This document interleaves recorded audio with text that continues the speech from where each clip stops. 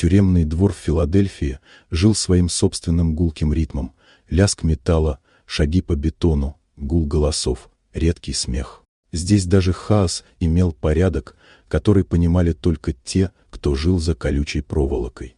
Среди заключенных особенно выделялся молодой парень по имени Нейт. Он был вспыльчивым, дерзким и любил самоутверждаться за счет других. За несколько месяцев он успел стать тем, кого боялись и ненавидели.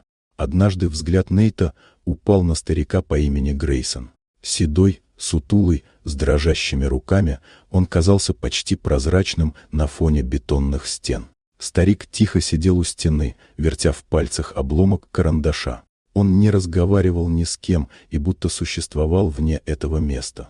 Нейт решил, что старик — легкая мишень. Он подошел, желая развлечься, но когда Грейсон поднял глаза, в них было что-то ледяное, что остановило Нейта на миг. Однако привычная злость взяла верх. Он начал толкать старика, пытаясь вызвать реакцию. И получил ее, молниеносную.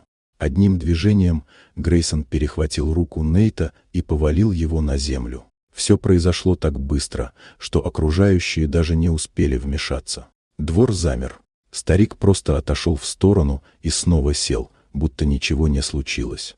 После этого Нейт перестал смеяться. Он чувствовал страх, но и странное уважение. Через несколько дней он осмелился подойти к Грейсону снова, не ради насмешки, а ради ответа. Старик рассказал ему, что когда-то был человеком, чья жизнь состояла из приказов и крови. Он работал там, где ошибки не прощают. Теперь он искал покой даже в тюрьме.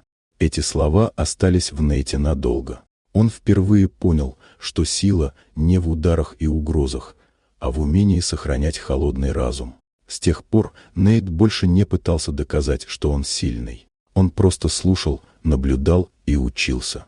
А Грейсон, глядя на него, лишь тихо кивал. Он знал, этот парень наконец начал понимать, что такое настоящая сила, та, что не нуждается в доказательствах.